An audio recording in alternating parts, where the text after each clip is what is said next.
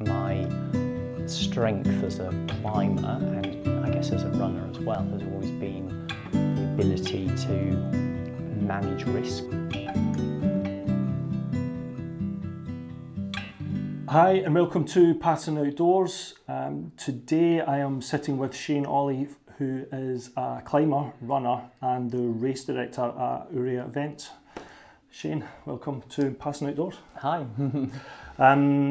So I suppose the best place to start off is what's your name, where did you grow up and how did you get into the outdoors? Okay, so my name is Shane Ohly. I currently live in Kendal, and that's where my business Ourea Events is based. I grew up in Cornwall, and whilst I wasn't born in Cornwall, I certainly consider myself to be Cornish. I guess lived and worked in quite a few places over the UK, but I ended up in Kendal. My path into the outdoors, I was always very sporty at school. I enjoyed playing rugby and doing athletics, and we were fortunate to have a really good outdoor education programme. So I guess the earliest things I did were 10 tours on Dartmoor and absolutely loved those events, and progressed from there into kind of hill walking in the Lake District in Scotland and some basic mountaineering, and had this idea that I wanted to go rock climbing kind of in my early teens. I didn't know anyone who climbed, but I'd seen photos of people climbing in magazines and I'm like, that's what I want to do. And quite literally, I borrowed my dad's sailing ropes. So these are not climbing ropes. And I tied the rope around my waist and I went to the local sea cliffs, which are just piles of choss, and started climbing. So did your dad know that that's what his rope was going to be doing? He did. Yeah. My parents were good in giving me and my siblings a pretty long leash. Right. They were probably a little bit unaware of quite what we were up to, but I just literally took myself climbing, and I would climb anything and everything. I'd climb trees, I'd climb bits of cliffs, I'd climb buildings. I was just very quickly obsessed with it. And I had a circle of friends, and I'd persuade these friends to come climbing with me for the day. And actually quite a few of them did become climbers in their own right. And there's a little... So you didn't scare them with you? Some of them only came once. I can remember very clearly the first time going to an actual proper crag, having now discovered there were guidebooks, and climbing a route. I had no gear at all. I just climbed the route and then pulled my friend up, like hand by hand, behind me up with the sailing rope. I'm sure there's some climbers watching this, listening to this now thinking, yeah, but probably a lot of people got into the same way. Yeah, I mean, it is very different nowadays. You go to climbing walls and you learn to be strong and fit before you learn the survival skills of a traditional mountaineer. Survival skills is a good way to put it. Yeah, but I was fortunate enough to survive. And actually quite quickly, within maybe a year, I had bumped into the Land's End Climbing Club. I was taken under their wing, and I very clearly remember that I spent about a year climbing with an older gentleman called Bob Smith, who was, a wizened, experienced kind of E1 leader. And to me, these were dizzy heights, E1. And I spent a year climbing with him, or a summer season of climbing with him regularly, like every week. And by that end of that first season, I was climbing my E1s in my own right. I had a harness, had boots, I was kind of making progress. And then that winter, I didn't climb outdoors, but I climbed obsessively on the Truro School climbing wall. And it was a really old-fashioned, like brick edge climbing wall. And I just climbed all the time, and we had official times when we were allowed to go in there. And me and my friends also attached a little bit of cotton thread to one of the windows, back out the window, so we could pull the latch on the window, and we'd go in the evenings and do extra sessions. Okay. So we'll not call it breaking in. It wasn't breaking and entering. But we were climbing there lots officially, and a little bit more extra unofficially in the evenings. Okay. And I didn't really have any sense of progression, but I came out of that winter and the next spring and started climbing on the sea cliffs again, and I'd gone from an E125 climber in one season. Right. And so there was this very rapid transition from, I mean, I was still a novice climber, but I was now a novice climber climbing quite hard routes. So when you came back into the next season, was Bill? It was was Bob. Sorry, yeah. Was Bob quite shocked? Yes. So I guess I very quickly found new climbing partners, right. and one of the instrumental people that I met at that point was a climber called Mike Rain, who was he's quite a bit older than me, and he was a teacher working in Penzance area, living in Penzance anyway. And me and Mike teamed up, and we were out new routing and climbing harder classic Cornish routes, and kind of just around and that sort of early scene, just around the kind of the southwest. Early years, yeah, just in the southwest. Yeah. And when did that start to then progress out from the southwest and to other areas? I guess you read the climbing magazines. You want to go to North Wales, you want to go to the Peak District, you want to go to Scotland, and very quickly your horizons broadened. And I actually quite quickly was travelling around the country and going climbing. And there was a few years when I really climbed obsessively, and as I should have been starting sixth form, that was really at the point, age kind of 16, 17, when I truly was beginning that obsession. And for about the next three and a half years, all I did was go climbing, and I kind of scraped through college. I spent more time skiving and climbing than ever being in a lesson, and that did cause problems, but I kind of just did enough to get by. And my friends went off to university, and I was like absolutely determined I'd be a professional climber. And I was lucky enough to kind of cobble together a living from a little bit of sponsorship, and had a couple of years of just going climbing, and it was really brilliant. So you're now in the kind of professional climbing, would that be fair? Yeah. So then what did that look like in terms of climbing partners and things like that? It was really interesting. So I was still predominantly based in the southwest, and there's very, very few climbers in the southwest, let alone climbers climbing at a high standard. So particularly over the winter. So over those winter months, when I was just so obsessed with going climbing, I started going soloing, and that really put in place a lifelong interest with soloing, and I just spent a huge amount of time going to crags and exploring and setting myself little challenges like, could I climb every route on this crag in a day? Some of those places it would be impossible to do. That would be too hard for me. But a lot of the crags along that Cornish coast was like, that is achievable. There's only a few harder routes, and the amazing thing about Cornwall in the winter, if you pick a nice day, you can climb in shorts and t-shirts. It is different to the rest of the UK. So I did a lot of climbing on my own, and there were some really important climbing partnerships as well. But I think what I also quickly realised is that my contemporaries, who were also making their way as professional climbers, were just loads better than me. I wanted to be great. Yes. And I was quite good. Yeah. I was very good at taking risks. If I'm honest now and I reflect back, I can see that whilst, let's say, both two climbers might climb E7 on site, there was one climber who would do it with grace and skill and control, and there was me, who was essentially out of control, but for complex reasons happy to take that risk. So I was going to ask about the risk and the soloing, because obviously it's a big question in the community, I suppose. Yeah. And how did you come to terms with that risk, or did you recognise it at the time? Did you think that I can do this, it's fine?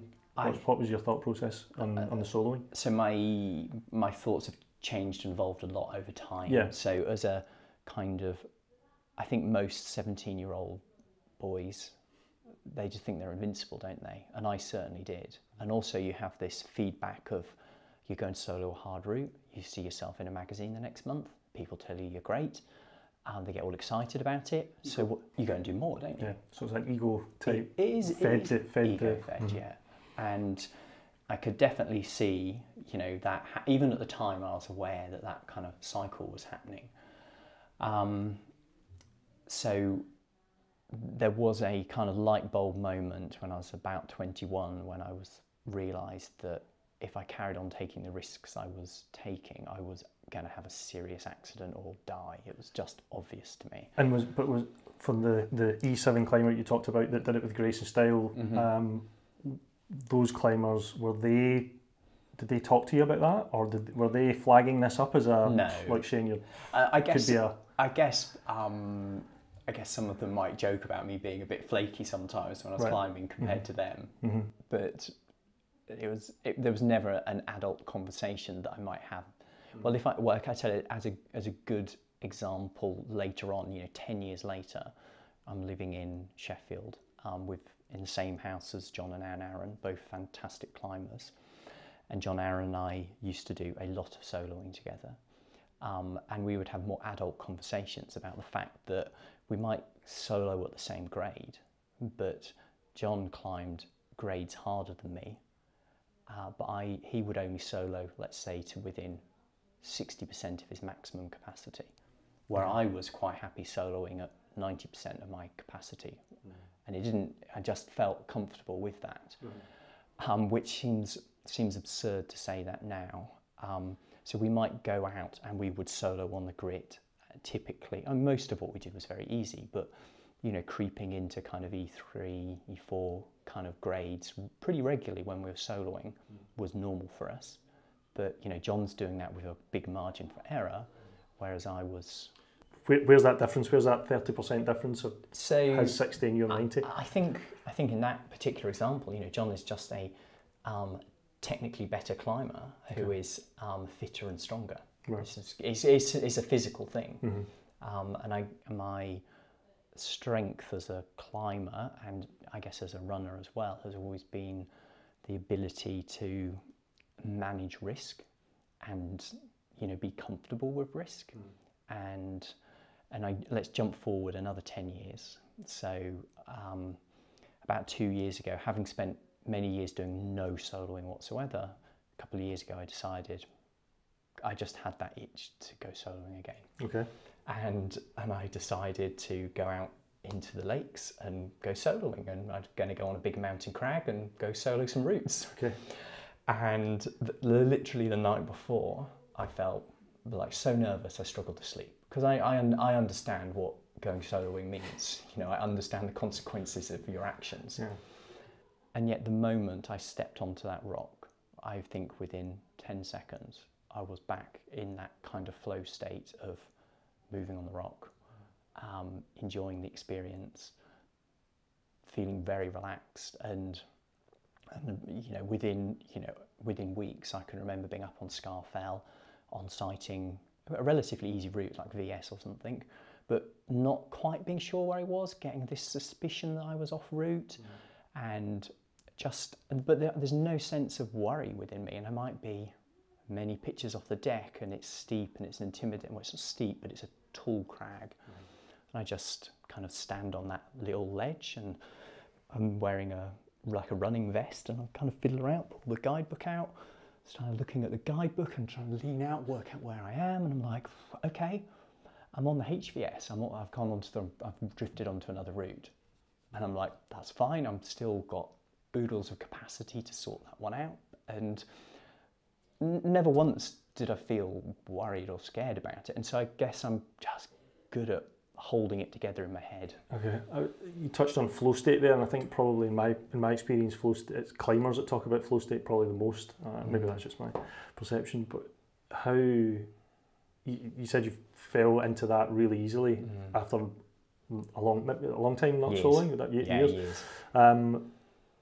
Do you have any kind of perception of why or how that happens? There's a lot of climbers that struggle with flow state. I think for me, I find it easier to get to flow state when there's consequence. So I've always felt that real adventure comes when you have consequence. If you don't have consequence, you really don't have adventure. You can kid yourself you're having an adventure, but unless there's consequence to your actions, then you're just playing in the park. That's a fair way to look at it. So I think the more consequence there is, the quicker I fall into flow state. And I see that in other elements of life.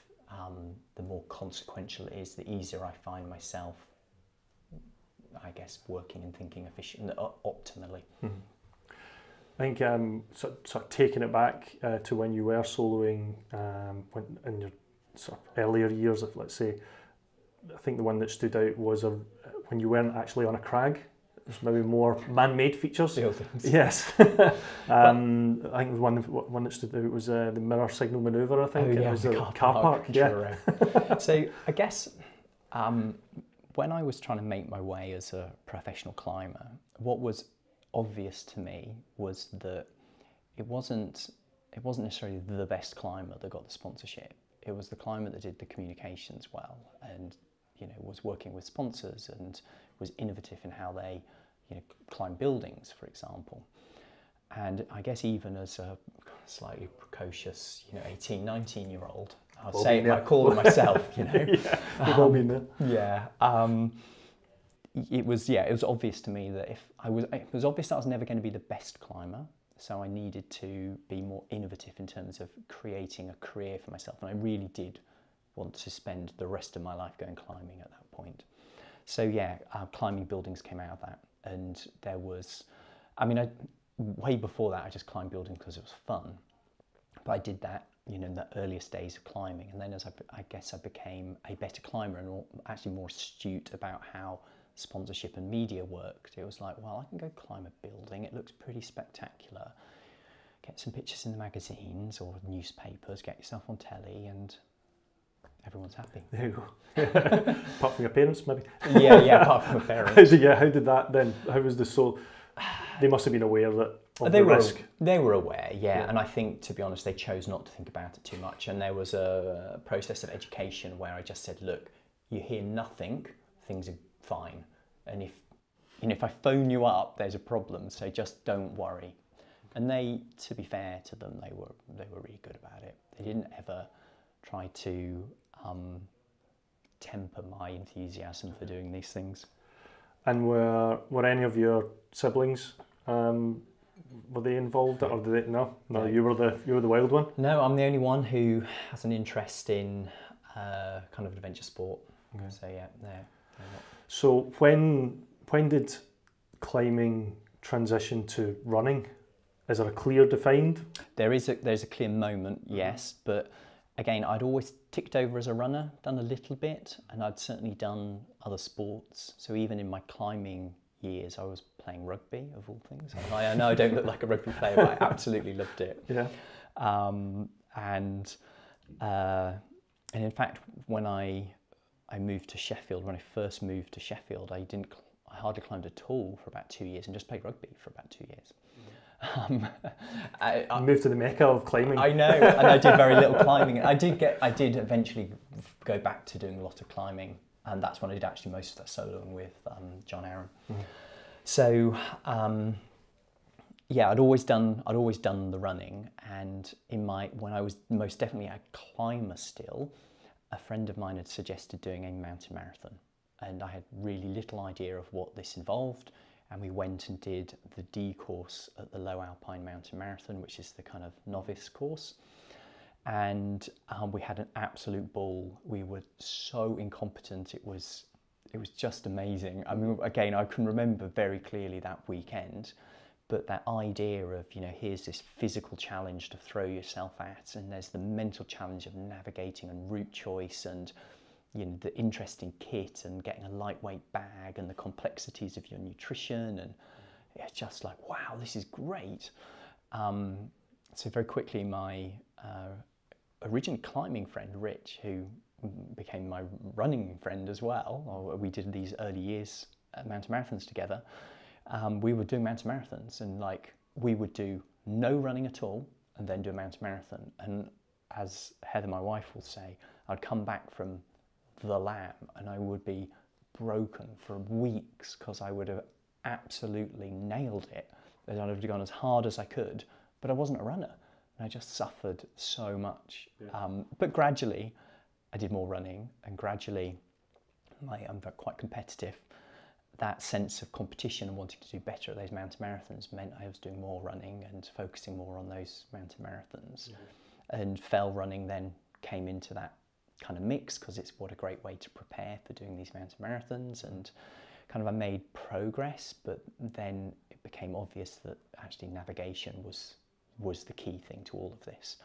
And so I started orienteering to basically improve myself as a mountain marathon participant. Would that be fair to say that it became another obsession? So you went from the climbing obsession to... Yeah, it most definitely did. And it was a gradual shift. And during that process of gradually changing there, I had that long overdue climbing accident eventually. And I was out soloing on Froggatt, yeah, and I was climbing a route, Brightside, E25C, well within my capabilities, something that I had climbed many times before, and I was at the end of a long day, just going dark, and it was dusk, it was light, but it was just looking like it was going to rain, and I thought I'll do one more route, and kind of all those inevitable things happened. I got halfway up this route, it started raining, and I was, do I go up, do I go down? I decided to down climb and slipped off. And I was really lucky that I didn't seriously hurt myself, but I certainly caused some damage, and as I kind of rehabbed from that, and it took 6 months before I was really recovered. How much damage did you do to yourself? I think when you've done lots of soloing, you realise that if you just allow yourself to fall off, you're gonna die when you hit the bottom and you land on your head or whatever it is. So often you have this mental image of, if I fall off, I won't fall off that split second before, I will jump off, and I'm going to land on that boulder there because it's flat, and I'm going to make sure I land on my feet. And that's exactly what happened. I felt that moment of slipping, and just instinctively, that last second, pushed and jumped, and I landed on a flat boulder amongst a boulder field, and I tore ligaments in both my ankles. They looked like they were broken. They felt like they were broken. I dislocated my elbow as I tumbled down the slope after landing, and that looked horrific because it was an arm kind of completely at the wrong shape and angle. And I had quite a lot of superficial injuries, like cuts and grazes. I looked a lot worse than I was. And I had the full mountain rescue experience of being evacuated and taken to hospital. And it was by far the ankles that took that 6 months to repair. The elbow was, repaired pretty quickly, actually. I was lucky with that. And were you by yourself? I was on my own as well. Right, okay. Yeah, I was on my own. And as I did, again, that is a bit of a theme. I love doing stuff on my own. I love doing stuff with my friends, but I'm equally comfortable and enjoy doing stuff on my own, and I still go into the mountains on my own a lot. So yeah, as I kind of rehabbed from those injuries, I realised that actually the thing that I was missing most was going running, and I made a conscious decision that I was going to do less climbing and more running, and that's exactly what I've done ever since. Okay. And I say less climbing. I'm still climbing twice a week at the moment, so I'm ticking over. still pulling the rock shoes on. Yeah. So in terms of your running career, what stands out for you? Yeah, that's a fairly easy answer. So there's, when I first did the original mountain marathon, it was in the Kim. The idea of one day being able to win that event was absolute pie in the sky, delusional thoughts. And I can remember watching those, elite runners running past, whizzing past, absolute control flow state of navigating and their little rucksacks. And I aspired to do that, and it took me 10 years. Okay. I can't say I was I'm naturally gifted as a climber. I'm not naturally gifted as a runner. I've worked hard to be a runner, but it took 10 years before I won my first elite mountain marathon. Is that from the first one of not doing any training? Yeah, and from the coming very back first slammed? one, first event to the first elite win was 10 years. Yeah. So a lot of time, energy, training. Lots of time, energy, training, grafting. Basically, the critical thing was learning to orienteer, and orienteering I absolutely love. I don't have enough time for it now. I do local events occasionally, and it's brilliant. And then going on, then the next 10 years after that, me and my regular running partner, Duncan Archer, and mountain marathons are absolutely a partnership. Jim Mann I also ran with, and some events as a solo participant. You know, between us, we won everything at one point or another. And was that the goal? Was that something you were sort of gunning for? Yeah, it was. Yeah. I would just clarify. I don't literally mean everything, but we won. I don't want to come across. It's completely silly. Yeah, what you participated in. We won a lot of events between us, and you know, I won the OM 3 times in 10 years. Finished on the podium. I don't know, another 3 or 4 times. You know, it was a pretty good track record, and you know, I could never have conceived that, you know, I would get to that point as a runner, or as a mountain marathon runner, mountain runner. And yeah, I think those were definite highlights, and I would probably put the highlight from a competitive point of view would be winning the 50th anniversary in Langdale, which 2017. That was like, you know, it felt good. Yeah. It felt important. Good. We ran hard, running with Duncan, and we just had we had a really bad race in terms of execution of what we would normally do, but the first day weather was appalling and everybody had a bad race. And we finished the first day thinking, we could pack up and go home. And you have no idea of how you've done relative to anyone else. And we just could not believe it. We'd finished first on day one, and we just made mistake after mistake after mistake. And again, going back to, I talked about not being the best climber, but understanding, I guess, how the media and the sponsorship worked a bit better. As a runner, you know, I'm definitely not the best runner, but the whole package of running, navigating, good admin, personal skills, all of that, both Duncan and I put that together really well. So there's plenty of runners who are faster than us. There's plenty of runners who technically navigate better than us, but put it all together in a multi-day mountain marathon, Duncan and I really excelled there.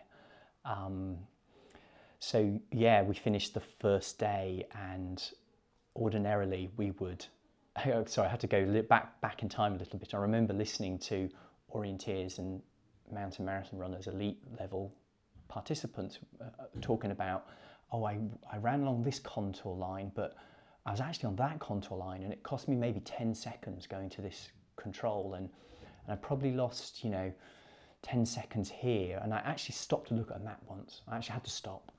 And I remember hearing these conversations thinking it's just bullshit. You know, it's just giving this to their buddies. And then as I progressed and I got better, I realised that you can actually measure your mistakes over 2 days in seconds.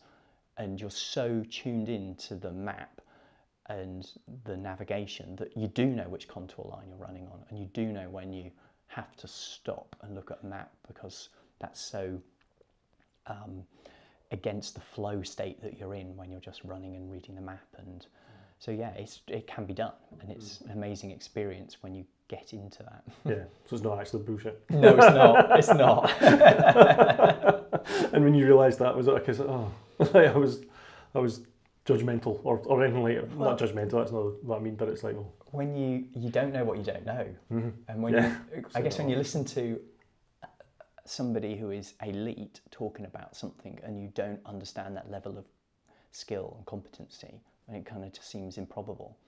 And if I kind of jump forward again, doing my winter mountain leader kind of training and assessment, I was very, very conscious that I have this tendency to navigate like an orienteer, and I will just follow contour lines. Because to me, it feels like I can see them in front of me. And so I might be wandering like this along a hillside, and it's impossible for people to follow me, or it's very difficult for people to follow me. Your assessor thinks you're lost, and I know exactly where I am. And at the end of my winter ML assessment, my assessor said, you seem to make these magical relocations every time we approached, you know, the checkpoint you were looking for. And it's like, well, no, I knew where I was. I was just navigating very differently. Meandering around aimlessly. Yeah, and landed on it. Yeah, it kind of, but it's, to me, I know what I'm doing. Exactly, yeah. So obviously that running has developed into a career, and we sit here in HQ of Ourea Events, and there's, well, it's a busy time. It's a busy event calendar. Yeah. With all the races that you are planning, or you and your team are planning. How did talk us about how that started? Okay. Where did that come from? So there was no grand plan to set up an event business. I guess that's the starting point. I was fortunate, so if I rewind back to 2009-10, I was doing some consultancy work for Innovate. It was a brilliant time to work for Innovate. They had this explosive growth. It was so exciting to be involved, very rewarding to be involved in that brand. And I worked pretty hard for them for a while, saved a little bit of money, and I was thinking about what I do next. And I was doing a bit of ad hoc consultancy with various outdoor brands. I was asked to do a little bit of consultancy work for Berghaus, and they had an idea of owning their own event. So they'd sponsored many events, and everyone's seen, you know, Berghaus sponsorship at events. But they thought, well, you know, we should own our own event. We can do exactly what we want. And I guess they had the foresight to go, maybe we sense check this, quite a big strategic decision. And I was doing a little bit of freelance event work, working for Rat Race, and I was working in the industry. So they just came to me and said, just sense check this, bit of consultancy work, couple of days, pros and cons, strengths and weaknesses. And I did that, and I came back to them and I said, I really don't think you want to try and own and manage your own event. At the same time, I was reading Feet in the Clouds, and I read the amazing chapter about the Dragon's Back race. And I just thought to myself, wait a minute, next year is the 20th anniversary from the first edition. It's like, yeah, maybe we could do a Dragon's Back race. So I kind of pitched it to Berghaus as, don't organise your own event, but hey, I've got this great idea. And they were like, sounds brilliant, yeah. And they kind of signed up as a sponsor with, you know, very little knowledge of what I was actually doing. Yeah. So that was very lucky, and I do believe in life you need a little bit of luck. And I also am attracted to challenges that are challenging. No, yeah, that makes sense. So, yeah. You know, I wasn't interested in organising, you know, a trail running event in the Lake District. It's like, you know you're going to succeed, or you know you'll be able to deliver the event. Success is, how do you define success? And I thought, well, Dragon's Back race, highly complex, loads of stuff to learn, lots of logistical problems to solve, just my thing. You know, I can throw myself into this. So kind of post-Innovate, I just focused for about 12 months on relaunching, recreating the Dragon's Back race, and I could work full-time on it. Didn't have to earn any money doing anything else. And, you know, I sought out Ian Wardle, who was the 1992 organiser, and I got his blessing to take on the event and tried to get my head around the logistics of what was involved. And it's amazing, you know, that first year we had an outside caterer who came in their own little van. There was 82 runners, I think, on the start line. And we had one other van, which was the, you know, event admin van. Everything went in that van. I don't want to think how overloaded it probably was. And this is tiny little team recreated Dragon's Back. And yeah, it was an incredibly demanding experience, and quite bruising at times, you know, really butting up against the things you didn't know and hadn't foreseen. But we did enough. I did enough to make it a success. The vast majority of people who came to the event had a great time, and that was the start of Ourea Events. Okay. And in terms of that first event, what would have been your biggest kind of takeaway in terms of learning for that? That's a good question, actually. I guess the biggest takeaway, and I talked about how most people enjoyed the event, I had this, I guess, slightly naive expectation that because I genuinely, and to this day, still genuinely want to deliver brilliant events for runners, for me effectively. I always think, what would I want if I was doing this event?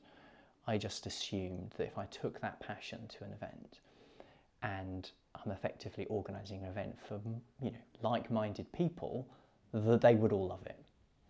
And it was a bit of a reality check for me to actually realise not everyone likes what you do.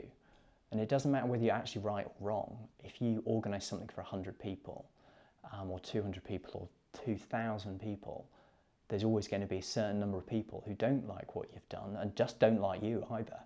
And it's not that either party is right or wrong, it's just that life.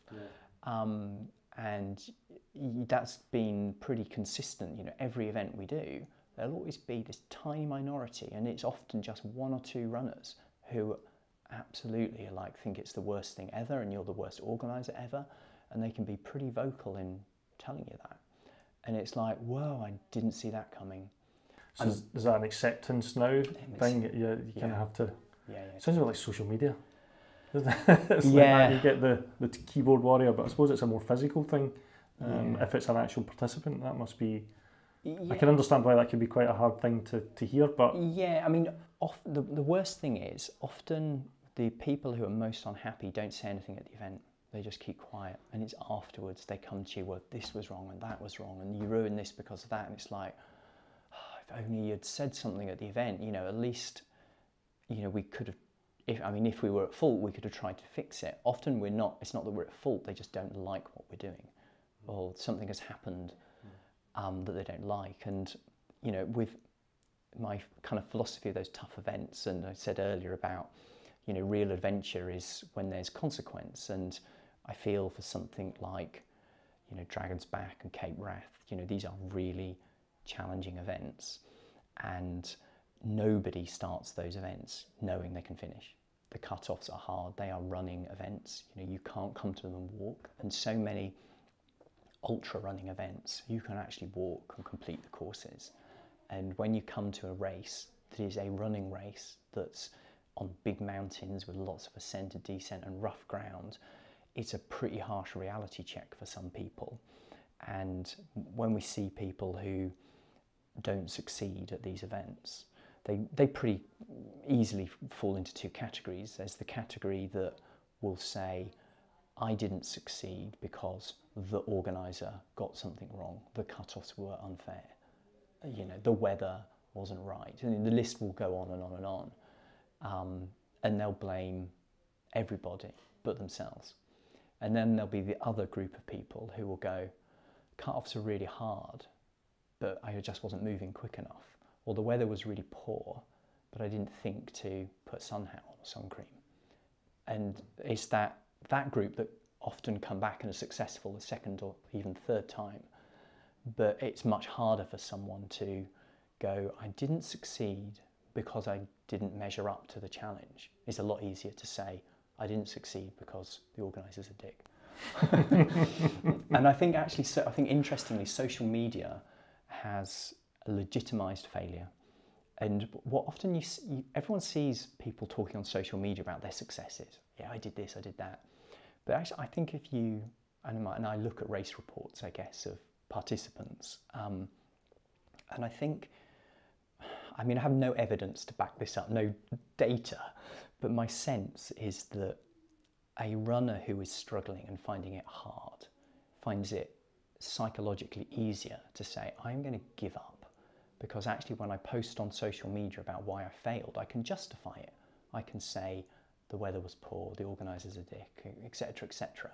Whereas when you didn't have that forum to say I failed because it wasn't my fault, and you either had to be listed as DNF or as a finisher, I think more people carried on, and they accepted a bit more hardship, and they accepted their blisters were going to hurt, and it was tough, and they probably finished races. That is kind of just my sense, and yeah. I'm not sure. I think I can see why, and I agree that could be an element to some people, and I think social media allows people to hide, and it also allows them to vent. And we've talked about that before, but it also trying to that justification to why they never made it over the line, and also the thing to push forward as well, like to keep going regardless to whether they're going to make that cut off or not. But yeah, I think the data would be interesting. Yeah, but, I mean, I don't want to be on too much of a down about social media, because there's so many great things about it as well. 100%, yeah. Totally, but I do think it kind of it gives people a platform, and it amplifies things for good or bad. So, you know, if people decide what you're doing is good and successful, then it can be a fantastic tool for, you know, growing a brand and a business.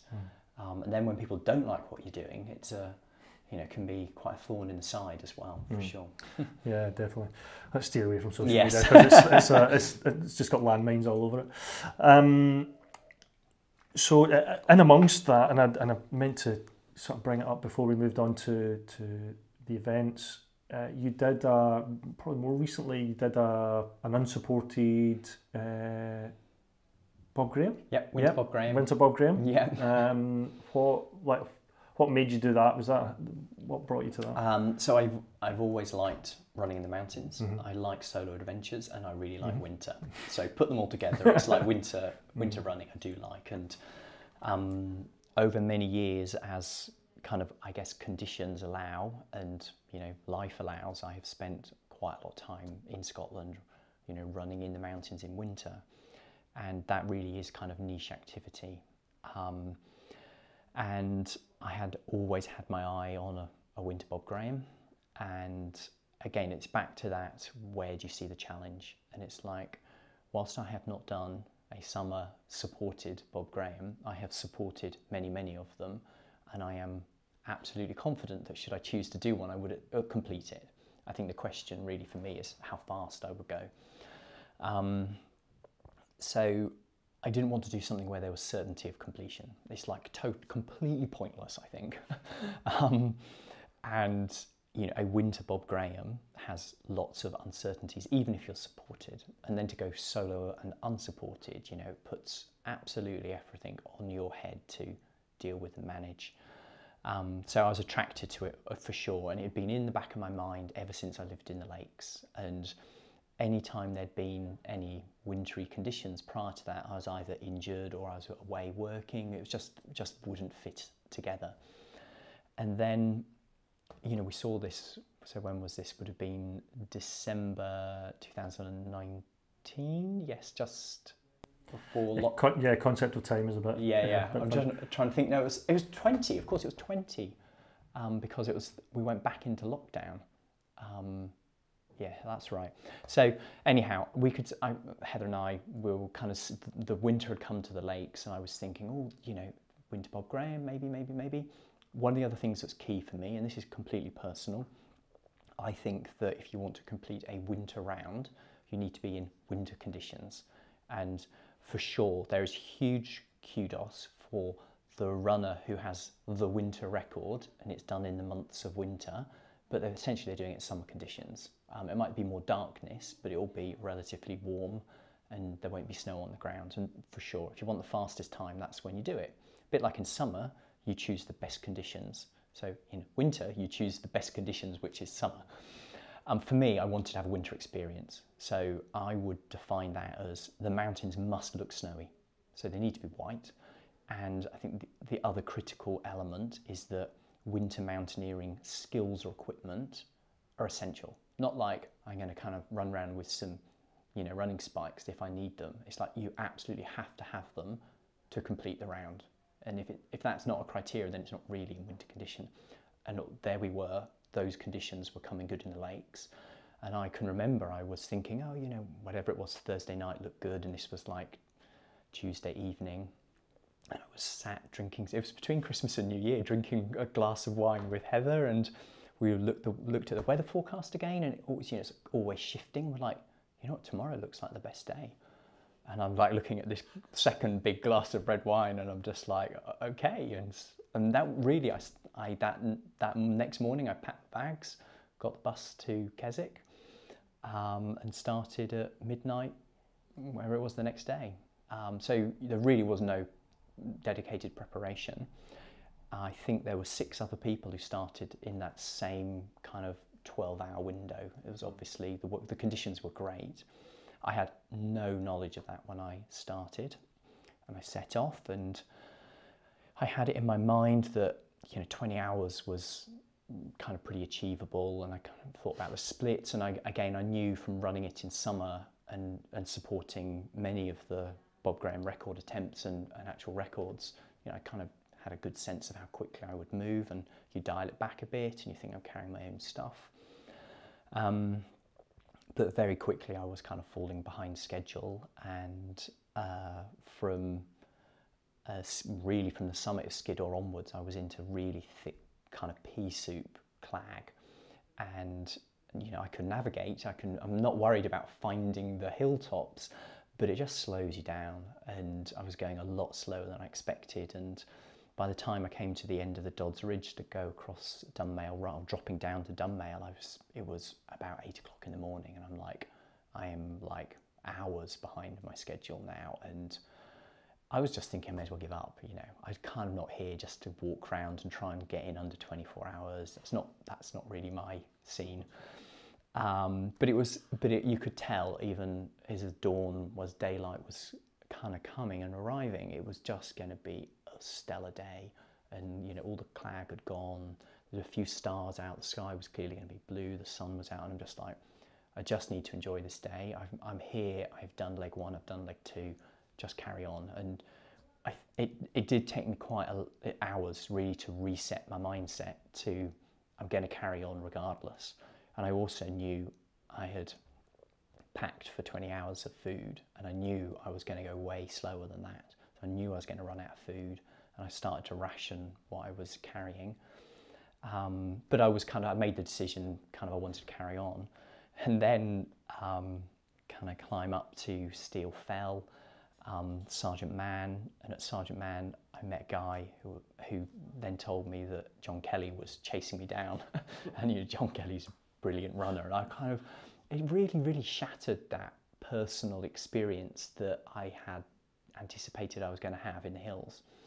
And the thought that John with his tracker was chasing me down, and kind of this public humiliation of being caught on the hills, I was like, oh no. And just your mind, you've been up all night, your mind's tired, and it's like, no, that's not what I want. And I spent pretty much the next 90 minutes kind of really struggling to adjust to this new reality, and I kept looking over my shoulder like, where's John? And I didn't even know about the other people at this point who had started, but I kind of just kept plugging away. The use of the word humiliation there is interesting. It's like how your mindset fell to that. Like, I'm going to be humiliated if John Kelly passes me. I guess it's just the tiredness more than anything else. You've been up all night, and yeah, I guess you think you're special. You're in the hills on your own. You're doing something that nobody else is doing, and then the realization that not only is somebody else doing it, but they're doing it better than you. It's like that. At the time, it felt humiliating. And where does that competitive or thing that pushes you? Where does that come from? Yeah, that's a whole nother conversation. Yeah, I do know. That's a whole nother long conversation. Let's just say that there's certain parts of my personality that need management. Okay. And I find that throwing myself into physical exercise is a really good way to keep myself centered. Yeah. And part of that is just being really competitive. And I guess my competitive nature sometimes is obvious, sometimes it's less obvious. But when I choose to do something, I will always want to get the very best out of myself. And it's not necessarily competitive with other people, that it certainly can be, but it's about myself. It's like, I want to get the very best out of myself today. And it's really wholesome to appreciate that that's not the very best I could ever do, because that's totally dictated by things outside of my control. It's the very best today. And I guess my mindset on that Bob Graham slowly shifted back to you know, actually enjoy the moment. It's a brilliant day. Doesn't really matter if John passes you because he's a great runner. You know, reframe the whole experience and just get on with it. And I found actually the further I went, the more determined I felt to keep on, you know, giving it everything that I could. And I was oblivious really to, well, I was oblivious to everybody but John Kelly. And I knew there would be a winter record, but I deliberately not looked at it. And this seems crazy because the idea to do this Bob Graham had been in my mind for years, but I didn't want that idea that I was chasing, you know, whatever it was, 22 hours to influence the experience I was going to have. And I think it was as I climbed out of Wasdale, I'm trying to remember the name of the first hill you go up, Ourea. There's only, I think, 3 people who knew I was actually doing it. That was my wife Heather, Martin Stone, who's the previous record holder, and my running friend Jim Mann. Jim sent me a message, and it was kind of meant to be a motivational text message. And that actually is an interesting debate about whether that's support or not. And I think the key thing is whether you solicit that support anyhow. An just unsolicited motivational text message which said, you know, did you know, the record is 23:47 or something, and it was pretty obvious to all of us that I was likely to come in quicker than that. Okay. And it was motivating. There's no two ways about it. But still, I kept looking over my shoulder. I kept expecting to see the head torch of John chasing me down. I was just waiting for that moment all the time, and I never saw the head torch. And actually, having swapped quite a few messages with John afterwards, we were essentially moving at the same speed. He just started 2 hours later than me. And yeah, so I mean, the last, what is it, 6 miles, 10k on the road was hard.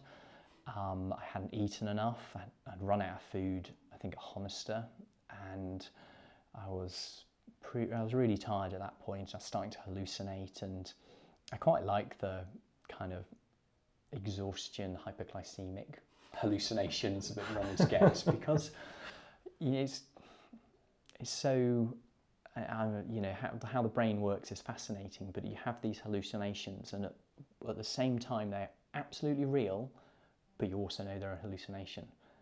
And it's just a really bizarre experience. Determining between which one that might be. or finding that middle ground. Yeah, you know, simultaneously know this is absolutely real and not real. And it's odd, like you also see these themes. And when I've spoken with other runners or endurance athletes who've had the same experience, they often seem to drop into this theme of hallucinations, and it might be dinosaurs. So I was just reading Failure is an Option by Matt Wyman about his journey to the Dragon's Back race, and it's a brilliant book, and he's talking about hallucinations on a 100-mile race, and he's seeing dinosaurs consistently. And what I was seeing that night was like agricultural animals and like farmers, and it would be like a bull or a goat or a sheep like in the hedge, or like, you know, a farmer with his collie stood in the hedge, and they are absolutely real, to the point that I'm just about to go, oh, hi, and at the moment you're going to talk to them, they kind of merge back into a tree, and it's like, wow. So is that consistent of other hallucinations? Is it farm? No. Farm, kind of Cumbrian agriculture was a new theme. Every time I've had them, they've been different, okay. But they've always been on theme. And there's obviously something deep in your psyche that's produced that. At that time. Yeah. Something interesting. So I suppose you've used the word obsession earlier, and I wonder if obsession's the right word. Probably is. Probably does apply to it, but determination, you've used that as well. You're obviously a very driven person when it comes to anything, but obviously especially in climbing and running. Has that been consistent right through? Has there been any kind of drops in that? Is it something that you found that keeps you going? Is that what keeps you going? The determination? So I think nobody, not even myself, with all my enthusiasm, is 100% consistently enthusiastic and determined. And you definitely ebb and flow in your enthusiasm for stuff. And there's no doubt about it. I find that having a goal is really important, and I do have a little goal I'm working towards at the moment. So watch this space. Okay. No hints. No. Okay.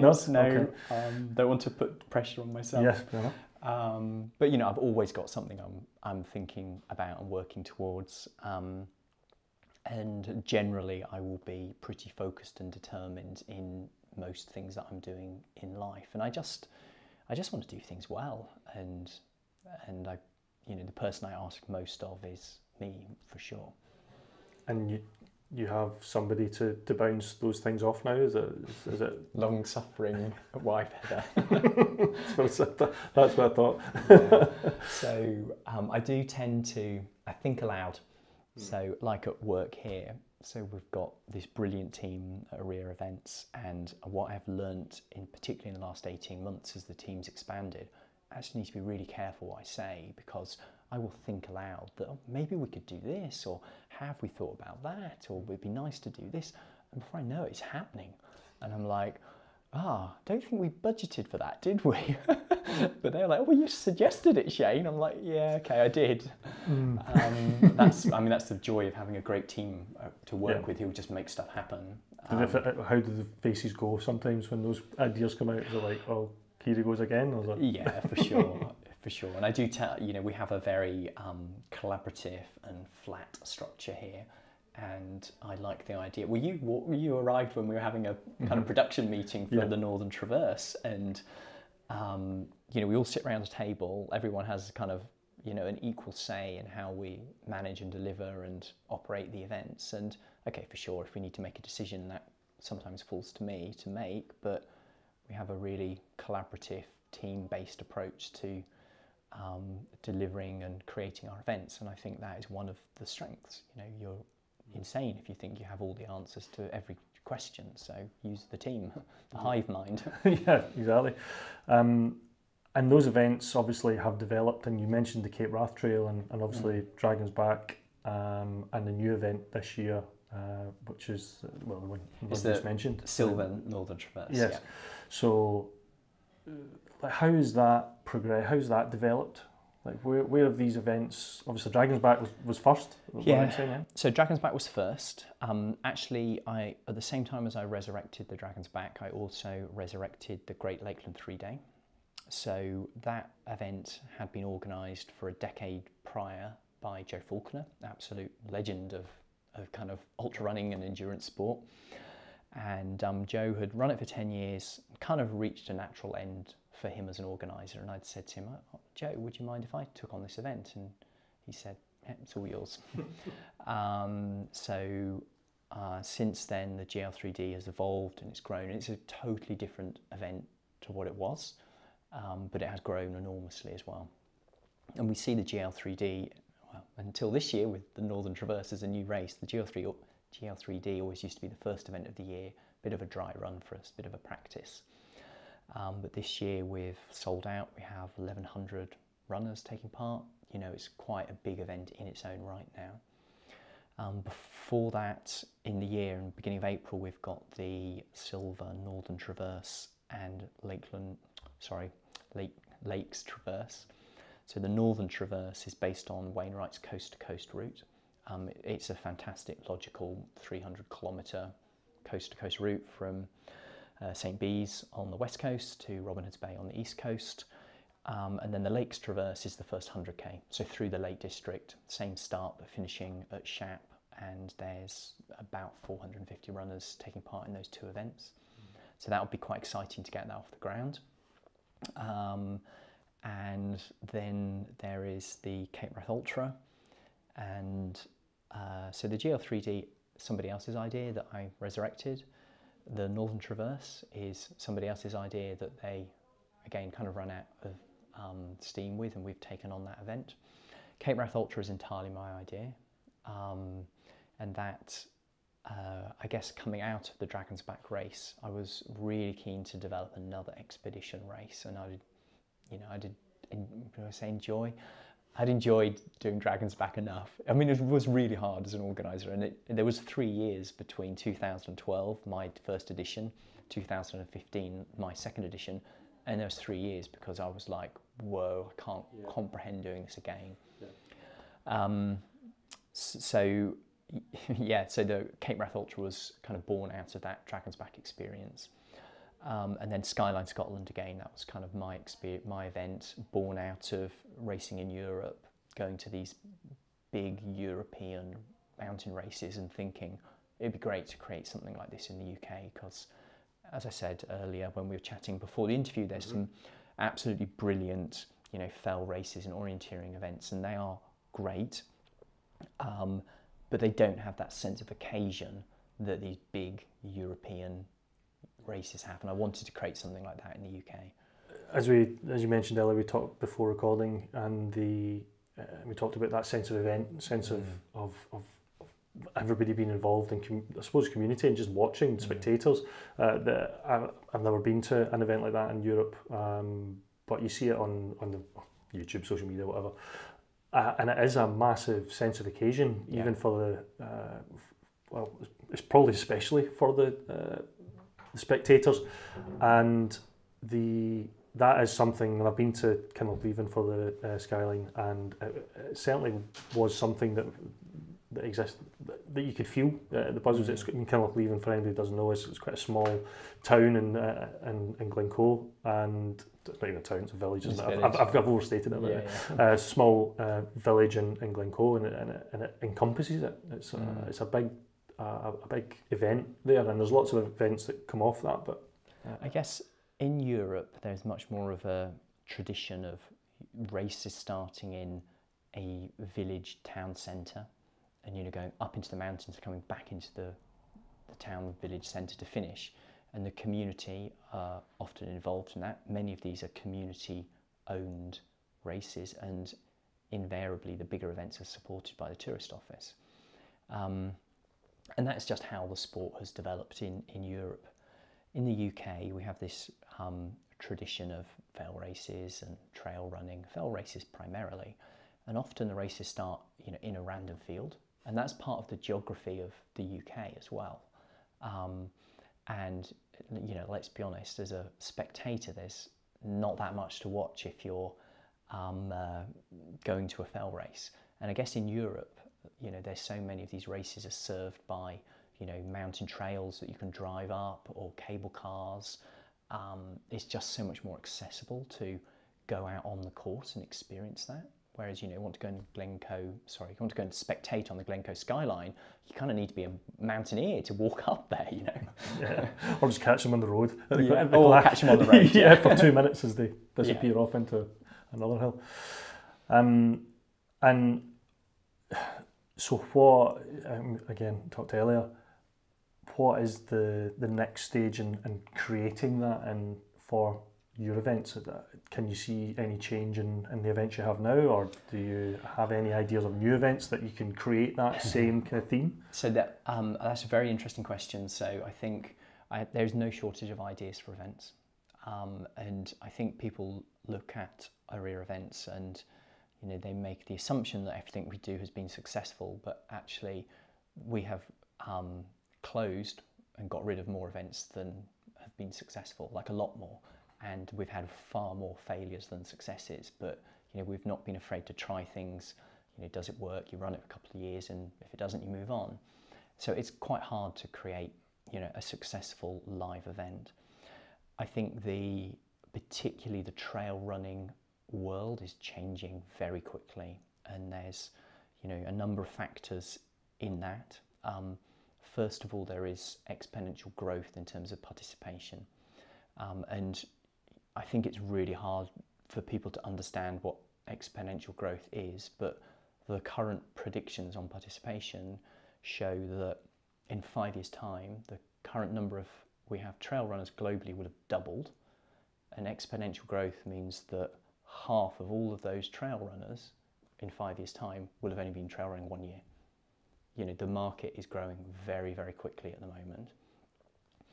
And because of that underlying growth, there is private equity, venture capital, taking a serious look at this new growth area, trail running.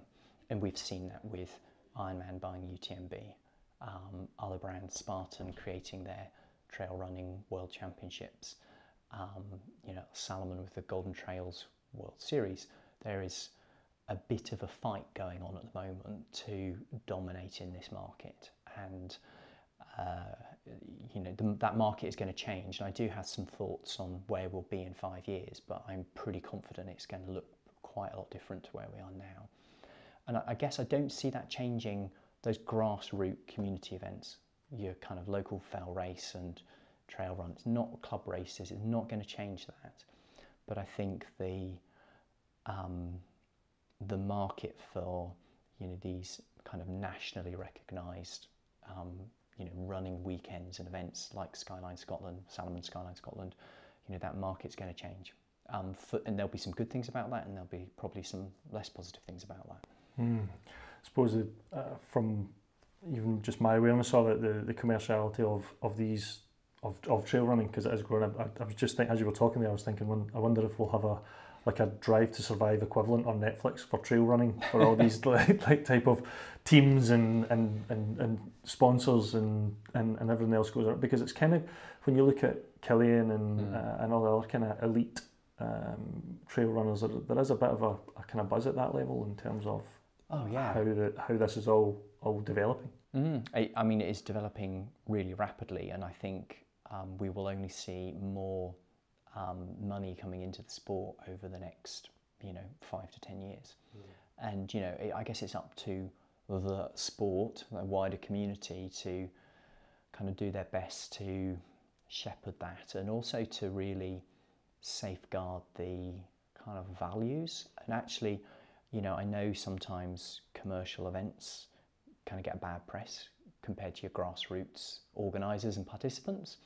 But I've just been at Transgran Canaria in the Canary Islands and sat around with half a dozen of the other race organisers from some of these big global trail running events, and we have talked about the values that are important to us as organisers, and they are pretty much the same. I would say exactly the same as that grassroots club experience of wanting to deliver great events for our participants.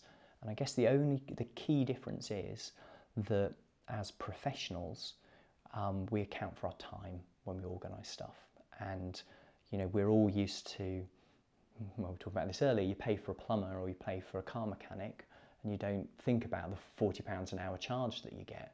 And actually, if you think about a team of people organising a world-class event, and you actually do some very basic calculations on what their time would cost, and we have 12 members of staff permanent here, and you can go compute the numbers. This is why the events are expensive. But I think absolutely it's on the organisers to ensure that whilst the events are expensive compared to that grassroots event, that they offer tremendous value for money for those participants.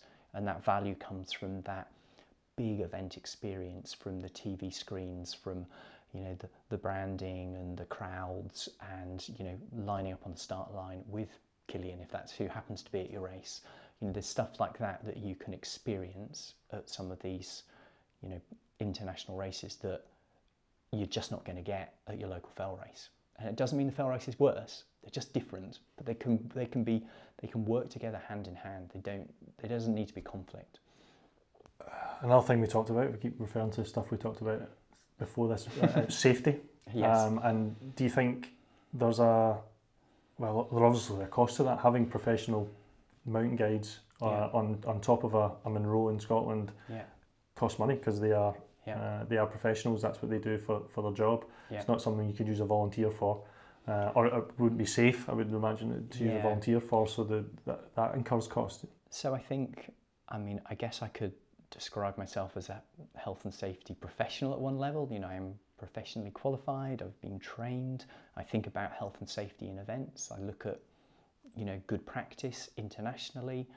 I've written about good practice internationally.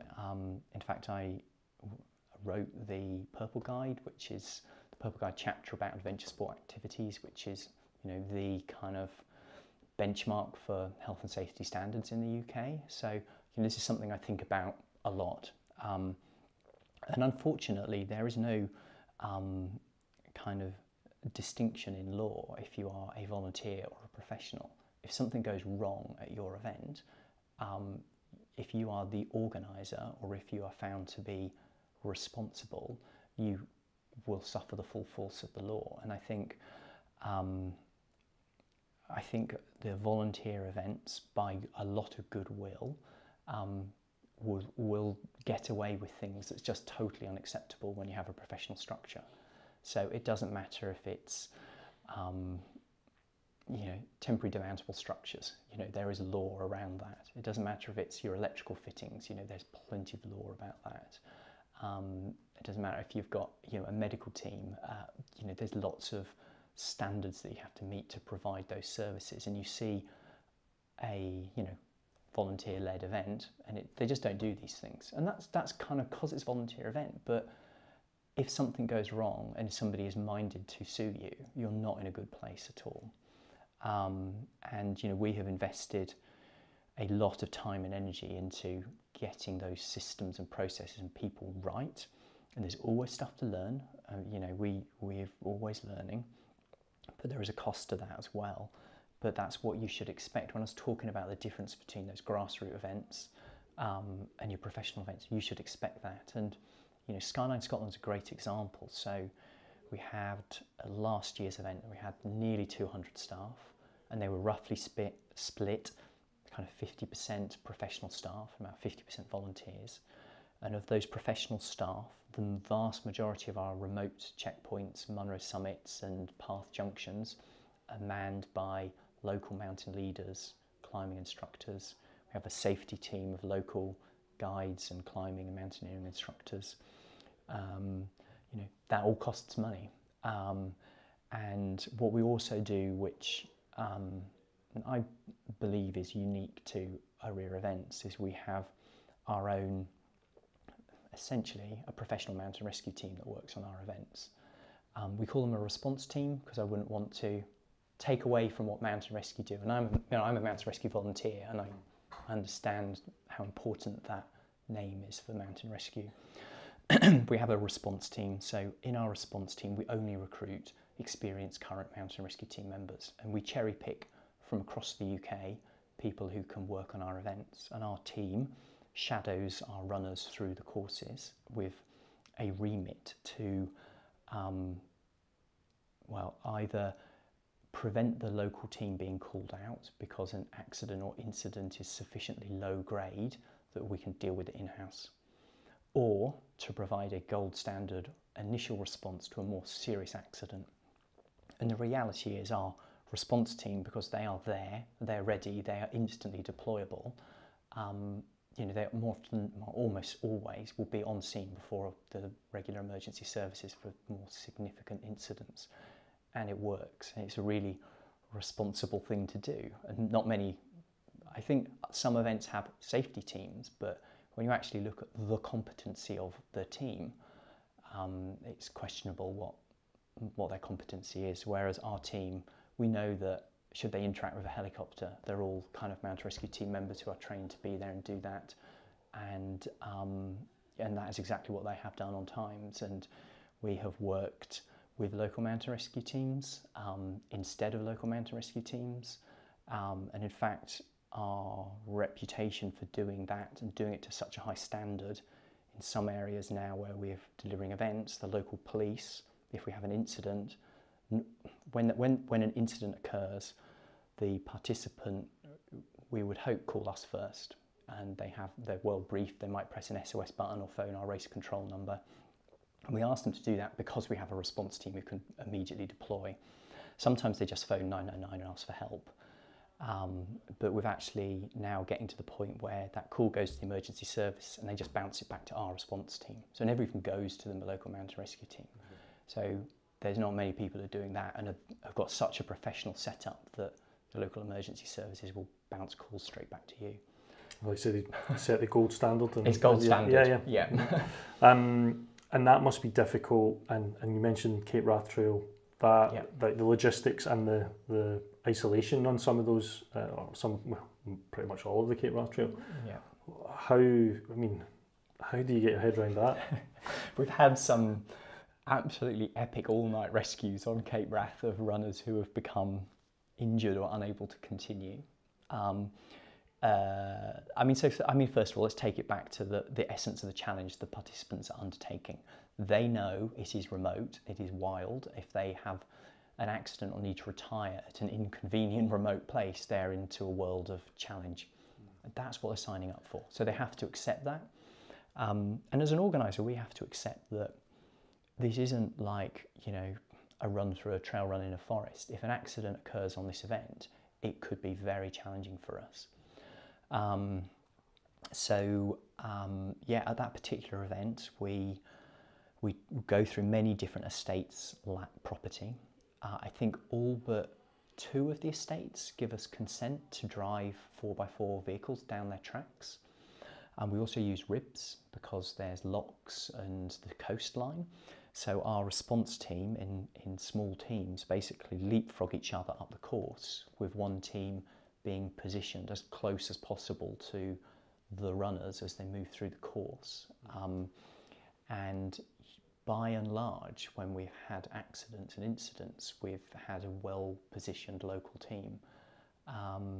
In fact, they have, on that particular event, participants have an SOS tracker, a GPS tracker with an SOS button. Okay. And the best thing a participant can do if they're in trouble is phone us, because then we understand what's going on.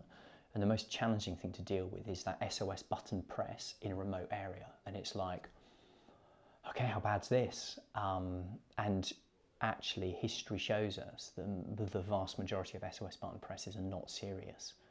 It's just someone who's reached their personal limits, and it feels pretty bad to them. Mm-hmm. But actually, in the scheme of things, this is not an SOS emergency. But you don't know that at the time. You have to treat without the it. Information. Yes. You're less well equipped. Yeah, but we've had these SOS button presses, and the last one that happened at Cape Wrath, we kind of looked at the tracker, and we looked at our response team, and they're 20 minutes away, but on foot they were so close to that press, and they've been deployed by RIB to a place on Noidar where we knew we want to have some resources, and it's brilliant. So a lot of the plan works. The plan works, yeah, and we've been doing these events for a long time, and certain elements of it are predictable. So, just Cape Wrath as a logistical beast as itself, regardless of emergency response, that where you said it was your idea. Yeah. Yeah. Was that an out loud idea in the office? Like, I know what I'll do. No, was it always in the back of your mind? It was. I was searching for another idea for sure, and you read and you study maps and you look at trekking guides, and you're like, well, maybe this. And again, there is a vast library of ideas that I'm sitting on, I suppose. Cape Wrath kind of grabbed my attention for a number of reasons early on, and the first thing I did was I went and walked the trail. So again, Heather, my wife, we went and walked the whole trail, and kind of made a determination that this could be viable. What I was kind of deeply attracted to was the obvious challenge of putting together this race, and the fact that the logistics are going to be really, really complex. So when we leave Fort William, we are leaving with, let's say this year, I think we've currently got 360 entries.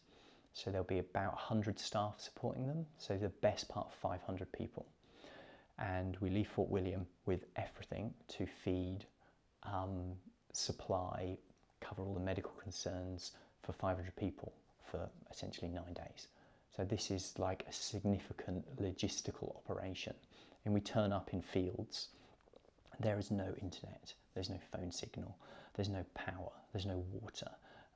And we build all of that while the runners are coming in. We will build that event village, and we travel with IT support, plumbers, electricians, and we will put together that infrastructure. The runners come in, they're fed and they're watered, and whatever medical needs they have are looked after. They sleep in the event village. The next morning they set off again. We pack all of that down. The convoy moves around and goes to the next camp. The catering is a massive challenge within all of that. So feeding that number of people is really, really challenging, and it's one of the hardest jobs at the event is getting food on the table for everybody. And am I right in saying that this event, or the last event that ran, it was a vegan menu? So we have a, I would say, very considered sustainability policy. Part of that is the food policy, and that's part of the sustainability. So we have a meat and fish free menu. So it's not vegan, there's vegetarian food as well. But I guess the core of the meals are a vegan base. And I guess we've thought long and hard about our sustainability strategy and the footprint of the business. And there's various things that we can't easily control, and the biggest environmental impact we have is people travelling to our events. That is a scope 3 impact of our business, and we do things to try and minimise that, and I'll talk a bit more about that maybe later. But the menu is something we absolutely control. For better or worse, we have this menu that you can only eat on our expedition races. There are no other options. So right from the earliest days of this business, we have done vegetarian, vegan food at all of our events. And occasionally in the early days, there might be a third-party contractor who came in and might have done burgers or something. But a couple of years ago, we decided, no, actually, we need to be clear about our philosophy here. And, there is no argument about it. A vegetarian and vegan diet has less impact on the environment. So it's something we can do, playing our part in being a more sustainable, environmentally friendly business. It was something I was thinking about, and actually, because I've done the Skyline. No, I haven't done the Skyline. I've done the Ring of Steel. The Ring of Steel. Ring yes. of Steel. I don't know. I didn't remember. And there is a point in the path as you come down into the checkpoint where it's a scree. Yeah. And I remember looking back, probably with the cramp that was in my leg, but I remember looking back and there was quite a hefty scar on the trail, and I thought, there's still some people behind me, not a lot, of course, and we've kind of left a mark on the ground. How do you manage that in terms of, because obviously you've got numerous events with, I mean, you mentioned one had 1,100 participants, so that's a lot of people going the same way. Yeah, so that's a brilliant question. So there's different approaches you can take to managing lots of people on the land, and I think there's a few ways to consider the answer. So first of all, we know we don't have all the answers, so we employ a great ecologist called David Broom, who works on all of our events. He assesses our events, he does ecological impact assessments for us, and he liaises with statutory authorities. So like in Scotland, for those Skyline Scotland races, we need formal consent from Nature Scotland to go ahead with those. And we do pre and post-event monitoring on various sites on the races there. So, we really, really understand exactly the impact of the runners at that event. So I guess part one is understanding what you don't understand and getting expert help. And again, these are those hidden costs. It's like you can't go to Scotland and take thousands of people to Skyline Scotland without engaging with Nature Scotland. And there's a cost to that. Then I think also what you want to think about next is your strategy for mitigating that impact. So sometimes it's far better to take your runners on a single path. So Skyline Scotland would be in this example where they follow a defined route. So we can absolutely predict where any erosion or ground damage will be. And part of what we do as part and parcel of that consent with Nature Scotland is we will weave our marked route to avoid designated flora. So that's completely invisible to your runners. They don't know why the route does this, but actually it's been weaved through some designated ground to avoid the designated plants. So a huge amount of thought goes into minimising the impact. The Great Leighton 3-day we talked about in the Lake District with 1,100 runners, that's completely the opposite strategy, in that those runners are dispersed over multiple courses. So although the number kind of seems high, 1,100, once they're dispersed and they're making their own navigational choices from A to B, the impact's negligible. And then I think maybe the third thing to consider is the context.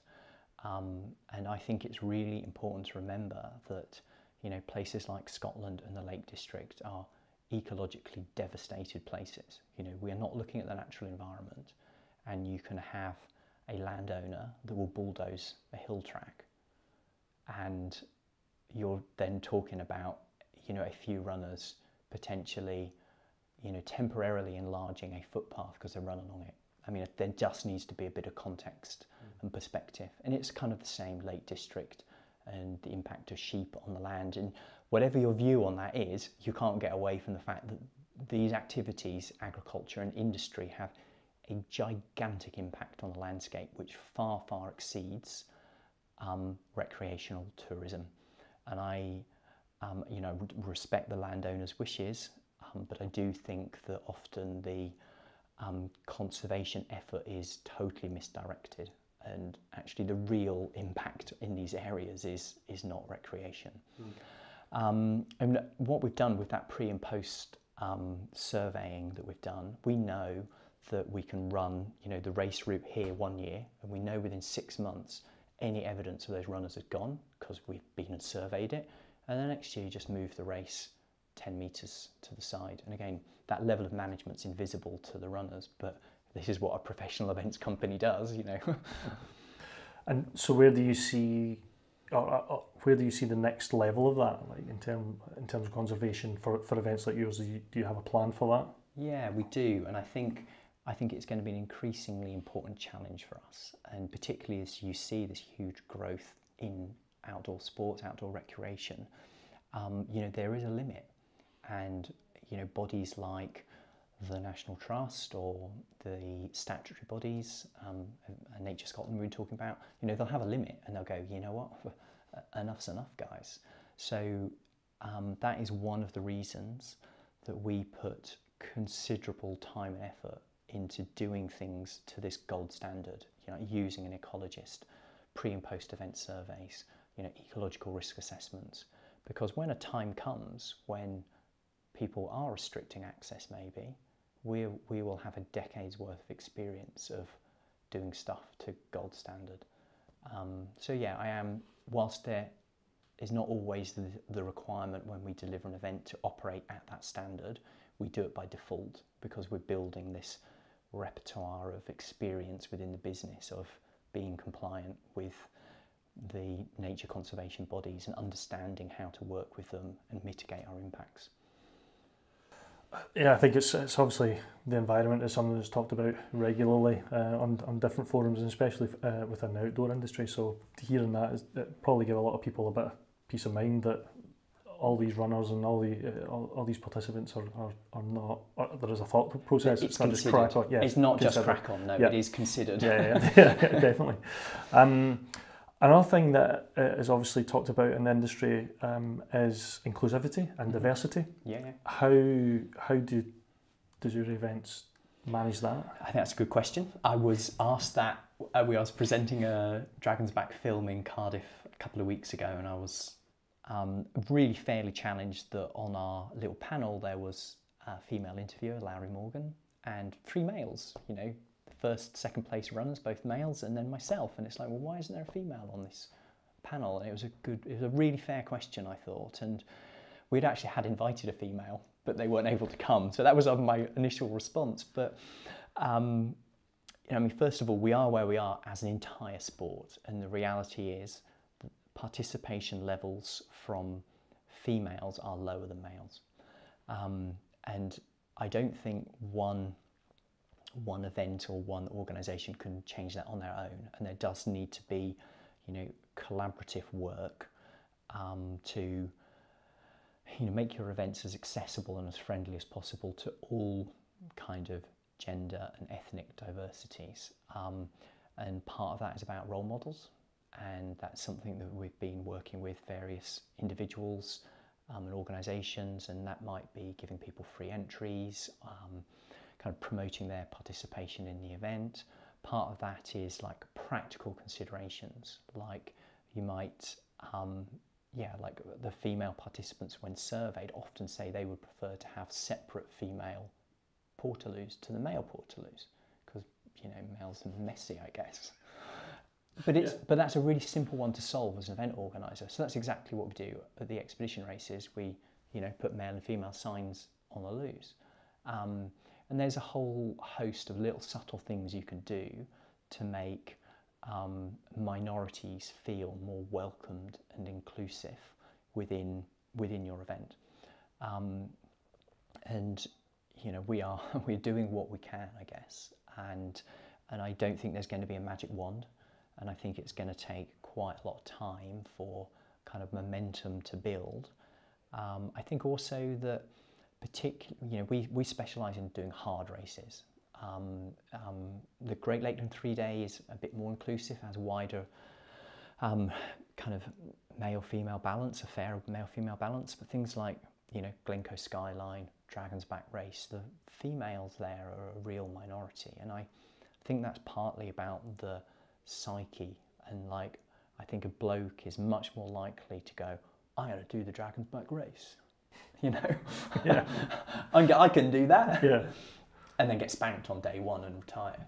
Whereas I think female runners generally tend to be a little bit more considered and a bit more realistic about their expectations. And we have actually looked at, with our own statistics, about whether female participants are more likely to finish or not, and the difference is too marginal. They are slightly more likely to finish, but it's not statistically valid. But then my suspicion is that perhaps those marginal female participants are just not entering, and they're making sensible choices maybe to do other events, whereas your aspirational male runner might go, I'll just give it a go. Yeah, I think we could probably have another podcast on that. Yeah, on that whole psyche. I think we could. We're probably best not going down that road. So, what? Well, not taking it too long, but what is the goal for Ourea Events? What's the? So, it's really simple that we want to deliver really brilliant events. In fact, the phrase that I use, I want our customers, our runners, to love the events. If you love something, it's good. So, if I was to sum it up, I want our participants to love their experience. And the benchmark is often, what would I like to experience if I was doing this event? So, that's kind of a bit of a guiding principle. I would love to see kind of some, I guess, momentum and behind things like Cape Wrath, Dragon's Back, and I think those are really incredible challenges. And Northern Traverse as well now fits into that kind of brilliant, kind of genuinely difficult, aspirational challenge, and hopefully the business will kind of grow around those events. I would like to do another expedition race, and I do have some ideas. It probably won't be in the UK. I was going to ask, because obviously the events you run are all UK based. Yes. Is there a plan? Is it in the back of your mind that you want to take this somewhere else? Yeah, it's more than in the back of my mind. Right, okay. So I've thought a lot about, I guess, going international with our events. Excuse me. I think the world is changing really quickly, and I think this idea that you can jump on a plane and fly to America or fly to Asia to do a race, and then fly back to Europe to do a race, I just don't think that that's acceptable from a climate change point of view. I think the cost of international travel is only going to increase because of, well, let's not get into it, all the terrible things that are going on in the world. So I think when I talked about how the world is going to change, the trail running world is going to change, I think these big international trail running championships and series, that's a real challenge for them. And yeah, sure, a small number of elite athletes travelling around the world, maybe. But I think building a business on, taking thousands or hundreds of people to do expedition races all around the world, I'm sceptical if that's the right way to go. So I definitely think our future is in Europe. And I think if we were to do more races, they need to be within driving distance of Ourea Events HQ in Kendal, because then we can utilise a warehouse full of kit, a team of people that are based in the UK, and we can drive vehicles and kit to European locations. We'll see. I think let's get back to reality. 2022, we just want to have, we just would like to have a nice, solid year with no dramas, consistent, races. And like most businesses, I mean, particularly in the event tourism industry, we've just been totally by COVID. You know, we had a whole year with no income. We had another year last year with really, really reduced numbers, but all of our normal costs. So, you know, we lost a lot of money during COVID, and we just need to have a solid year, you know. Make it back up again, get everybody, and what about for yourself personally then? You've said you may have something that you're not going to talk about, but just in general, is it still driven, still passionate? Yes. So I tell you what, my performance as a runner has gone up and down in these peaks and troughs over the years, and you know, I've had these amazing highs, winning the might win a fell race occasionally when I'm really going well, and you know, can have these real disasters where I really am middle of the pack. And I decided about 6 months ago to get a coach to help level out those peaks and troughs a little bit. So I might be getting on. And I'm older than I look, but I'm determined that I've still got a few good years of running mountain challenges in me. So watch the space. Yeah. Anything climbing based? Yeah, maybe. So I think I'm getting a few. Well, it's been great to sit and talk to you. It's been really interesting. From the running and climbing perspective, and also the event setup. So thanks for taking the time to sit down with me. It's been really good. No, appreciate it. Great. Thanks, Davey. Brilliant.